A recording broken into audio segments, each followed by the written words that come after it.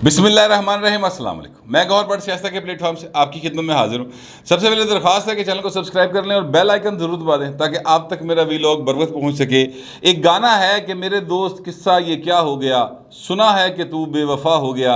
ये गाना मुझे क्यों याद आ रहा है ये मैं आपको कुछ देर में बताता हूँ, लेकिन उससे पहले मैं आपसे अर्ज़ करूँ कि ISPR की जानिब से उस बात की सख्ती के साथ तरदीद कर दी गई है जो शौकत तरीन साहब ने की थी कि जनाब हमें बुलाया गया पिंडी के अंदर और वहाँ पर बुलाकर हमें जो है ना मुख्तदर कूतों ने कहा कि जनाब IMF की शराइत बड़ी क्रिटिकल हैं और बड़ा सख्त किस्म का मुआहदा हो रहा है, तो आप अपना रोल प्ले करें। 5 लोगों के उन्होंने नाम लिए थे। चौधरी गुलाम हुसैन जो कि ARY के सीनियर साफ़ी हैं, वो साफ़ी हैं या साफ़ी हैं अब ये मुझे नहीं पता, लेकिन उन्होंने उनके सवाल के जवाब में उन्होंने ये बात की थी। तो उस पर शौकत तरीन साहब जो हैं उनकी इस बात की एक तरह से तरदीद कर दी ISPR ने। और ISPR की खबर जब आई है तो उसके बाद शौकत तरीन साहब का भी एक ट्वीट आया जिसमें उन्होंने कहा है कि जनाब जो शाहीन सबाई मेरे से चीज़ों को मंसूब कर रहे हैं वो बिल्कुल गलत है, झूठ है। मुझे किसी ने इस्टेब्लिशमेंट से बुलाकर ये नहीं कहा कि जनाब आप इमरान खान को छोड़कर शहबाज शरीफ की हुकूमत को ज्वाइन कर लें। अच्छा, ये बात उन्होंने की भी नहीं थी। शौकत तरीन साहब ने उस क्लिप के अंदर उन्होंने ये नहीं कहा कि मुझे बुलाकर कहा गया कि जनाब आप शहबाज शरीफ की हुकूमत को ज्वाइन कर लें। उसमें उन्होंने ये बात की थी कि जनाब ये कहा गया कि जनाब IMF की शराइत बड़ी सख्त है तो आप अपने कोई लिंक्स जो है उनको यूटिलाइज करें और पाकिस्तान के लिए चीज़ों को ज़रा बेहतर करें। इस किस्म की बात उन्होंने की थी और उन्होंने उसी क्लिप में ये कहा था कि जनाब मैंने तो साफ इनकार कर दिया, क्योंकि वो कहते हैं कि जनाब चूँकि इन्होंने इमरान खान की हुकूमत जो जिसमें मैं वज़ीर ख़जाना था उसको खाम खा डिस्टेबलाइज़ किया, उसको ख़त्म किया, तो मैं तो कोई रोल प्ले नहीं करूँगा। ये बात उन्होंने ज़रूर की थी। अच्छा, अब ये जो चीज़ है ये शाहीन सबाई साहब जो कि पाकिस्तान से बाहर बैठे हुए हैं, ये उन्होंने एक ट्वीट किया था और ट्वीट के अंदर उन्होंने कहा था जी मैं बड़े मज़ीद इंकशाफात करूँगा। ISPR कहता है कि जनाब ये शदीद किस्म का नुकसान पहुँचाने की कोशिश कर रहे हैं और हम इनके ख़िलाफ़ कानूनी चाराजोई का हक़ महफूज रखते हैं। मतलब कानूनी चाराजोई करने चाहेंगे तो कर लेंगे। अब कानूनी चाराजोई ਜਿਹੜਾ ਬੰਦਾ ਦਰਿਆਓ ਪਾਰ चला जाए ਉਹਦੇ ਤੁਸੀਂ ਕੀ कर सकते हो। ये शाहीन सबाई दरियाओं पार जा चुके हैं बहू जी, और ये भेजा भी माजरत के साथ। ये इमरान खान को जिन्होंने वो सारा कुछ बना के दिया था ना, ये भाई साहब उन्होंने जरिए बाहर गए ने और उत्थे जाके टका में सुकून ना डॉलर कमा रहे और वहाँ बैठ कर ये भुगतान लगाते हैं। जनरल बाजवा साहब के ख़िलाफ़ भी सबसे पहले जो ट्रेंड चला था उसकी जो शुरुआत है वो भी सर इन्हीं की ट्वीट से हुई थी। और सबसे पहले मैंने इस बात की निशानदेही की थी कि ये साहब जो बाहर बैठे हैं, जो माजी में एक अदारे के साथ मुंसलिक रहे हैं, यानी साफ़ती अदारे के साथ, उसके शायद एडिटर थे, ग्रुप एडिटर थे। बहुत सारे साफ़ीन को ग्रुप एडिटर मानते हैं। रज़ी दादा साहब तो कहते हैं, और जो मायद अली सैयद साहब हैं दी न्यूज़ के चीफ रिपोर्टर हैं लाहौर के, वो भी कहते हैं कि इन्होंने अंग्रेज़ी नहीं लिखनी आती हो ना आती हो मुझे नहीं पता, लेकिन चूँकि वो दोनों इनके अंडर काम करते रहे हैं इसलिए उनका ये दावा है।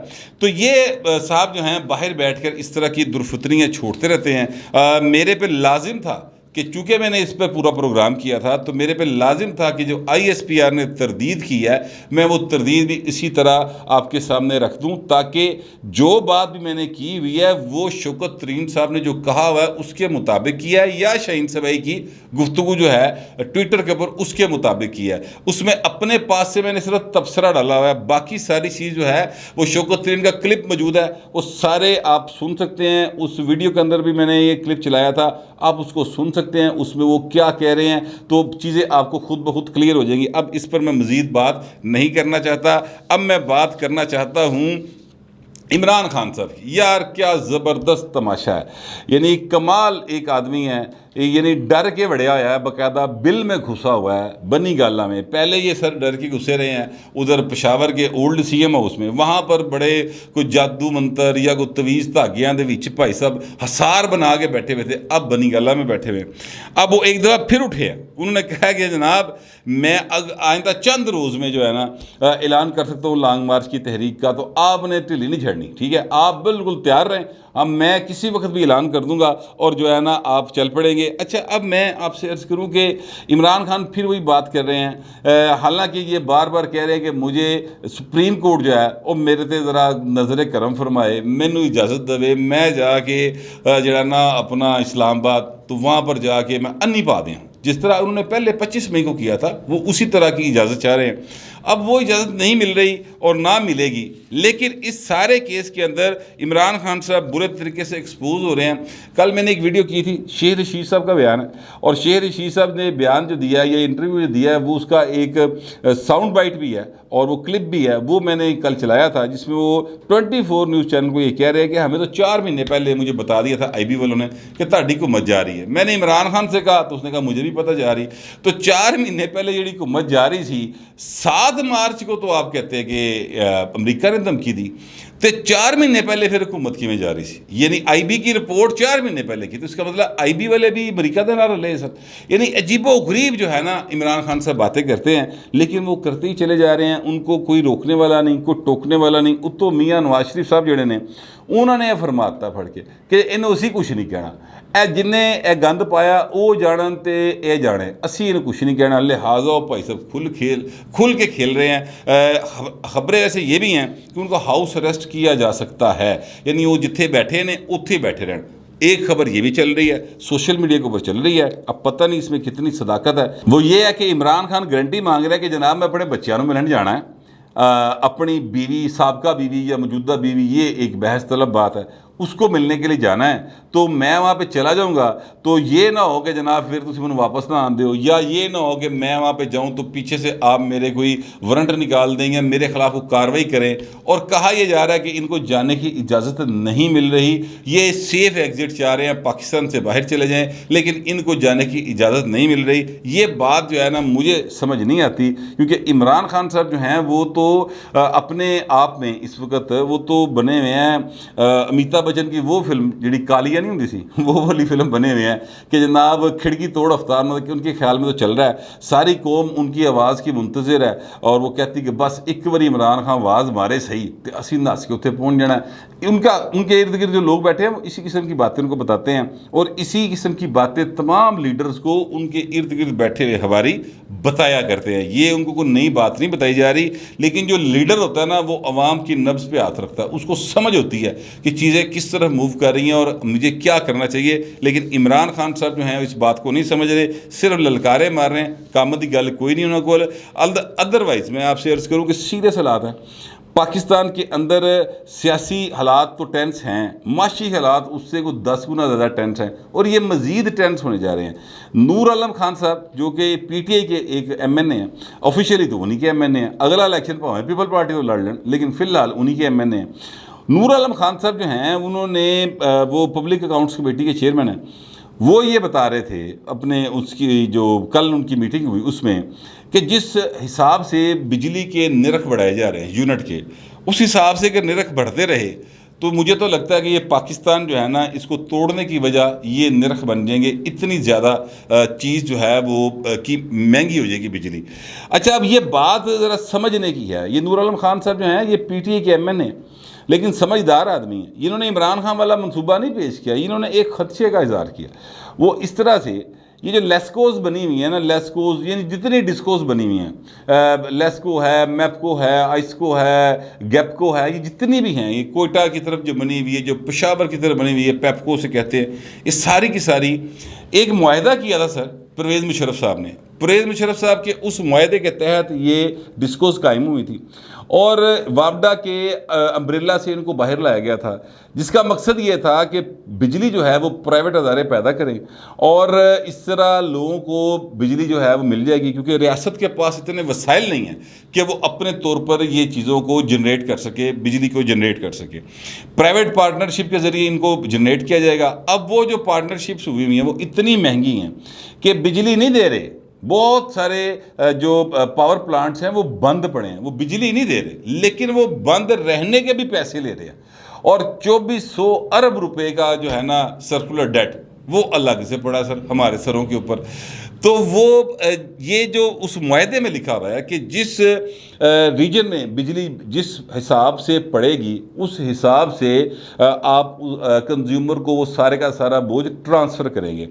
अब फ़र्ज़ करते हैं कि लेस्को जो है, लेस्को की बिजली जो है वो यहाँ पर 100% लाहौर में रिकवरी है बिजली के बिलों की, कोयटा में, पेशावर में 40%, 50%, 60% से ज़्यादा रिकवरी नहीं है। सिंध के बहुत सारे एरियाज़ में रिकवरी प्रॉपर नहीं है, कराची में प्रॉपर नहीं है, ठीक है। के इलेक्ट्रिक की भी रिकवरी जो है वो प्रॉपर नहीं है, 100% नहीं। अब वो करते ही हैं कि जहाँ से रिकवरी ज़्यादा हो रही है वहाँ पर बाकियां की कमी भी पूरी कर देते हैं और ओवरऑल यूनिट की कीमत बढ़ा देते हैं ताकि वो खसारा पूरा कर सके। जबकि उस मुआहदे के तहत अगर उस पर अमल हो जाए तो सर ये जो ख़तरा या खदशा आज नूर आलम खान साहब पेश कर रहे हैं, ये तब हमें पैदा हो गया था जब ये मुआहदे की तफसीलात सामने आई थी। ये परवेज़ मुशर्रफ साहब ने मुआहदा किया था, उनके दौर में ये मुआहदा हुआ था।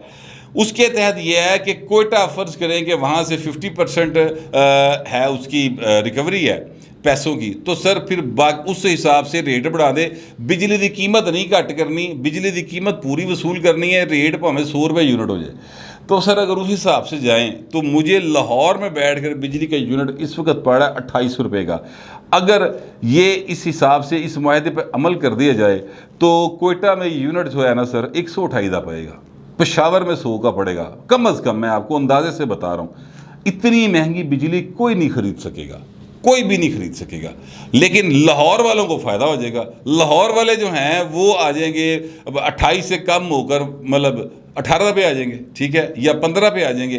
तो इस तरह जब एक मुल्क के अंदर बिजली की डिफरेंट कीमतें होंगी तो सर फिर मुल्क को बहुत शदीद नुकसान हो सकता है। नूर आलम खान साहब बिजली की महंगाई के ऊपर भी और ये जो मुआहदा है इसकी तरफ भी इशारा कर रहे हैं, इस तरफ देखने की ज़रूरत है।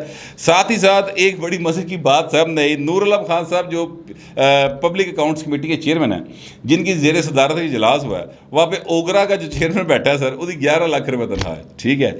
और वहीं पर आगे नेपरा वाला बैठा है, उसकी 7.5 लाख रुपये तनख्वाह है। अब आप अंदाज़ा लगाएं कि नूर आलम खान की तनख्वाह कितनी होगी सर, 1.5 लाख रुपया। पब्लिक के नुमाइंदे जो हैं वो लाख 1.5 लाख से जलील हो रहे हैं।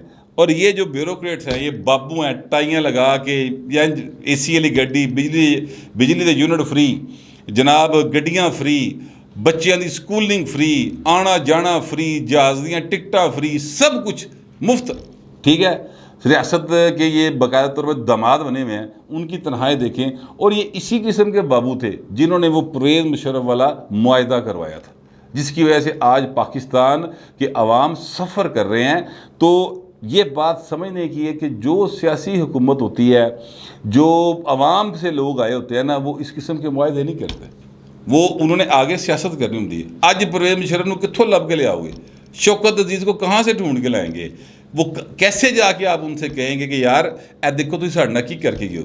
वो कौमी मुलजम है, कौमी मुजरम है, मतलब जो भी आप उनको नाम दे लें, लेकिन कीता कराया उन्हों का तो भुगत दे पूरी कौम पई है सर। ये है फ़र्क। और नूर आलम खान साहब इसी चीज़ की तरफ मतलब निशानदेही कर रहे हैं और कह रहे हैं कि मुल्क का वजूद ख़तरे में आ जाएगा अगर कीमतें इसी एतबार से बढ़ती रहीं। इसमें मैंने जो आपको मुआहदे की तफसीलात बताई हैं, वो मुआहदे की तफसीलात आपको बड़े आराम से मिल सकती हैं अगर आप जो है अपना IMF का उस दौर में जो मुआहदा हुआ था उसकी तरफ जाएँ तो चीज़ें बड़े आराम से आपको समझ आ जाएंगी। ये मैं पुरानी बात आपको इसमें नूर आलम साहब की बात के अंदर शामिल करके आपको बता रहा हूँ। ये जो गाना मुझे याद आया था सर, बड़ा अच्छा गाना है सर, मोहम्मद रफ़ी साहब का गाया हुआ, उसमें शायद किशोर कुमार साहब की आवाज़ भी है और अमिताभ बच्चन और शत्रुघ्न सिन्हा के ऊपर फिल्माया हुआ गाना सर। ये मुझे इस तरह से याद आया कि हमारी सियासत के अमिताभ बच्चन और शत्रुघ्न सिन्हा जो है ना, वो मेरा ख्याल शत्रुघ्न सिन्हा बहुत बेहतर है, अमिताभ बच्चन तो खैर कभी नहीं बने, शत्रुघ्न सिन्हा कह लेते हैं। ये चौधरी बरादरन सर, ये बड़ा चौधरी छोटा चौधरी, यानी चौधरी शुजात सिंह और चौधरी परवेज़ लाई, इन दोनों की औलादें जो हैं वो आपस में एक दूसरे को मतलब एक आंख नहीं पाती सर, एक दूसरे को देख के राज़ी नहीं, एक दूसरे को हंसदियाँ देख के राज़ी नहीं गए। ये बड़ी पुरानी इनकी टसल ख़ानदान के अंदर चल रही है जिसको शरीका कहते हैं पंजाबी में। और वो ख़ानदानी शरीका जो है वो अब सियासी शरीका बाकायदा बन गया है। ज़राए के मुताबिक जो दुनिया न्यूज़ ने खबर दी है उसके मुताबिक ये है कि चौधरी बरादरान ने फाइनल फैसला कर लिया है कि भाई सियासत भी अपनी अपनी, जदाद भी अपनी अपनी। चौधरी शुजात सिंह साहब जाते हैं कि मुस्लिम लीग नून के साथ अपनी अलाइनमेंट कर लें और उन्होंने बाकायदा एक लाइन ले लिया है जिसके नतीजे में उनके साहबजादे आकर बाकायदा तौर पर मिले थे हमज़ा साहब को। जबकि चौधरी परवेज़ लाई साहब चाहते हैं कि वो इमरान दे नाल ही लगे रहन और उन्हों का लड़ फड़ के अपनी सियासत आगे चमकाएं। तो दोनों ने फैसला ये कर लिया कि जनाब सियासत अपनी अपनी बाबू जी, तुसी अपने घर खुश तो असी अपने घर खुश। अच्छा, अब ये जो वाक़या है ये क्यों हुआ है? ये वाक़या इसलिए हुआ है, एक तो मैंने आपको बताया दोनों की औलाद जो है वो आपस में बिल्कुल उनकी बनती नहीं है और वो एक दूसरे को पसंद नहीं करते, बल्कि जो ख़ानदानी ज़राए हैं वो तो ये भी बताते हैं कई बार एक दूसरे के ऊपर शाउटिंग कर चुके हैं, तू तकार जिसको आप कहते हैं उर्दू के अंदर, वो इनकी हो चुकी है आपस में। लेकिन चौधरी मोहन सलाई साहब जो हैं, जो परवेज़ लाई के साहबजादे हैं, उन्होंने एक गलत फ़ैसला जनरल मुजम्मल की फ़ोन कॉल के ऊपर अपने वालद साहब से बात करवा कर चंगी भली वजारत आला भी गवाई ते खून दे रिश्ते भी गवाए ने, ठीक है। और वो मामला अब उस तरफ चला गया है। चौधरी परवेज़ लाई साहब का ख्याल ये है कि नून लीग उनके ऊपर ट्रस्ट नहीं करेगी, लिहाजा वो गुजरात से उनको टिकट्स नहीं मिलेंगी, वो उनके मुकाबले बंदा खड़ा कर देंगे और जो इमरान खान की पॉपुलैरिटी है वो रहेगी। तो इमरान खान हमें सपोर्ट करेंगे तो हम एक दफ़ा फिर अपनी सीटें निकाल लेंगे। चौधरी शुजात साहब ये समझते हैं कि इमरान खान की कहानी क्लोज हो गई, ओदा मतलब मक्कू ठपया गया, अब वो जिस हद तक इस्टेब्लिशमेंट के खिलाफ जा चुके हैं अब उनकी वापसी का रास्ता कोई नहीं। लिहाजा इमरान खान की तरफ जाने की बजाय हमें उस तरफ जाना चाहिए जहाँ पर जिमें असी शुरू तो करते आए उसे पासे जाइए। परवेज़ लाई साहब अब इतनी दूर चले गए हैं, कोशिशें उन्होंने की हैं वापसी की, लेकिन उन्होंने बाँह किसी ने नहीं फड़ी, चीज़ें काफ़ी ज़्यादा इस वक्त उनके हाथ से निकल चुकी हैं। लिहाजा उन दोनों ने यह तय किया कि जनाब तुसी अपने घर खुश तो असी अपने घर खुश। मैं वैसे ज़ाती तौर पर समझता हूँ कि चौधरी शुजात साहब का ख्याल ठीक है कि इमरान खान की कहानी ख़त्म हो गई सर। जिस हद तक उन्होंने पाकिस्तान में इस्टेब्लिशमेंट को बदनाम किया है, जिस हद तक वो जिस लो लेवल पे वो चले गए हैं ओवरऑल अदारे के हवाले से, उस पर उनकी माफ़ी जो है मुझे नहीं लगता कि कभी होगी। ये जो शहीन सबाई साहब वाली मैंने ट्वीट का जिक्र किया, ये भी उसी सिलसिले की कड़ी है कि इमरान खान इन जैसे लोगों के ज़रिए अपना जो पाकिस्तान से बाहर बैठे हुए हैं अपना गुस्सा जो है इस्टेब्लिशमेंट के ऊपर वो निकाल रहे हैं। ये टोटल बात है। अब पता नहीं, सियासत है, सियासत के अंदर कभी भी किसी भी वक्त कुछ भी हो सकता है। जो हैं अपना आसिफ जरदारी साहब वो आए थे और उन्होंने परवेज़ लाई के लिए थोड़ा सा हाथ होला रखने की बात की, फिर खबर आई कि नहीं जनाब परवेज़ लाई जो है ना वो फाड़ी करार पाया हुआ है, फिर खबर आ गई कि दोनों भरावां ने वखरा कर लिया। ये आपसे मैं अर्ज़ करूँ कि ये चीज़ें सियासत के अंदर चलती रहती हैं, लेकिन जितनी मेरे पास इंफॉर्मेशन थी और जो मेरा तबसरा था वो मैंने आपके सामने रख दिया है। ISPR जो हैं DG ISPR, उनसे मेरी गुजारिश ये है कि जो लोग पाकिस्तान से बाहर बैठे हुए हैं ना और उनको यहाँ से जो लोग ऑपरेट कर रहे हैं, चलो बाहर लेने तो हथ पाना ज़रा मुश्किल है, जेडे इत्थे बह के उन्होंने ऑपरेट कर रहे उन्होंने तो हथ पाओ यार, ताकि ये सिलसिला तो रुके। बाहर हाथ पाना ना पाना उनकी मर्ज़ी सर, वो जंगल के बादशाह हैं, जो चाहे वो करें। जो मेरा ख्याल था वो मैंने आपके सामने रख दिया। आप दूसरे दरख्वास्त ये है कि कमेंट ज़रूर कीजिएगा मगर ज़रा तहज़ीब के साथ। फिर वक्त इतना ही, मिलते हैं अगले व्लॉग में।